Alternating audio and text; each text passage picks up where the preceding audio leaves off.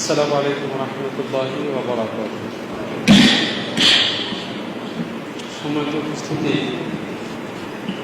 যথেষ্ট আলোচনা হয়েছে।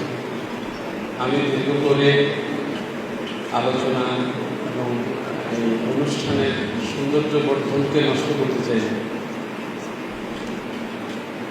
আজকের প্রোগ্রামের ব্যাপারে দু তিনটি কথা বলে শেষ করি। প্রথম হচ্ছে, আমরা আলেম, আল্লাহ তাআলা আমাদেরকে কবুল করেছেন। আল্লাহ তাআলা সকলকে জ্ঞান দান করেন না, এটা আমরা সকলেই জানি। যেহেতু আল্লাহ তাআলা জ্ঞান দান করেছেন, এই জ্ঞানের মূল্যায়ন আমাদের করা উচিত। সময়ের প্রতি আমাদের নজর রাখা উচিত। দুই হচ্ছে, আমরা যারা উপস্থিত হয়েছি, আমরা যদি আত্মনির্ভরশীল হতে না পারি, তাওহীদ রিসালাতের প্রকাশ কিভাবে ঘটাবে?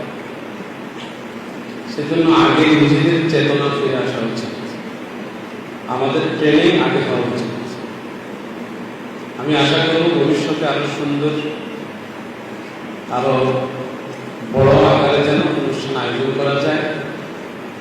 একজন টিচার, শিক্ষক, ওনারা কিন্তু ট্রেনিং আছে, যেটাকে আমরা ক্রিসমাস ট্রেনিং বলি। রাসূল আরবি থেকে সাহাবায়ে কেরাম এলেম শিখেছেন, তারপরও ট্রেনিং ছিল, তাও আছে। এই বিষয়গুলো আমাদের আলেমদের আরো বেশি নজরে আনা উচিত। 3 নম্বর, কচুয়াতে একটি আলেম ওলামাদের সংগঠন আছে, কচুয়া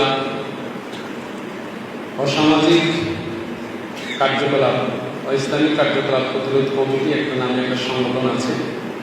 যে সংগঠনের ব্যানারে আমরা পালাকার উচ্চ বিদ্যালয়ে এই জাতীয় মাযহাব ভিত্তিক একটা প্রোগ্রাম করেছিলাম, বাইসারাতে একটি প্রোগ্রাম করেছিলাম। রমজান মাস আসাতে আমরা এগোতে পারিনি। আমাদের পরবর্তী মিশন ঈদুল আজহার পরে টার্গেট ছিল দক্ষিণ কচুয়া। আমরা প্রত্যেকটি ইউনিয়নে একটি প্রোগ্রাম করব ইনশাআল্লাহ তাআলা। আজকে আপনাদেরকে সেই প্রোগ্রামে কিন্তু দাওয়াত দিচ্ছি, আপনারা নজরে রাখবেন।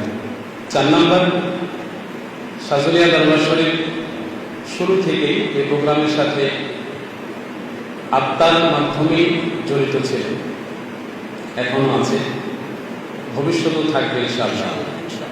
এটা আমাদেরকে একটু বিবেচনায় আনতে হবে। যার ব্যাপারে আমরা আলোচনা করছি, যার জীবন শুনছি, আমাদের কার মনোযোগ কতটুকু ছিল আমি জানি না। আমরা কতটুকু উপলব্ধি করতে পেরেছি আল্লাহ তাআলা ভালো জানেন, আর আমি আমারটা ভালো জানি, আপনি আপনারটা ভালো জানেন। আমাদেরকে আরেকটু ধৈর্যশীলতার পরিচয় দিয়ে প্রোগ্রামগুলো শুনতে হবে, রিসিভ করতে হবে, তাহলে সফলতা আসবে। সর্বশেষ কথা, সারা বাংলাদেশে অনেকেই অনেকভাবে কাজ করছে।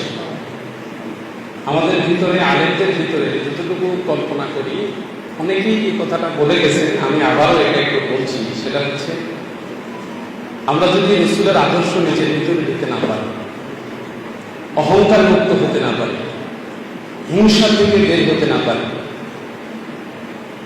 সমালোচনা থেকে বের হতে না পারি, আমার মনে হয় সফলতা আমাদের আসবে না।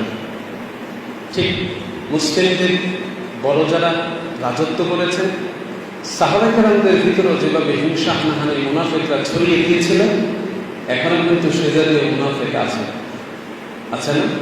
এটা এখনো আমাদেরকে কুড়ে কুড়ে খাচ্ছে। আমার অনুরোধ থাকবে,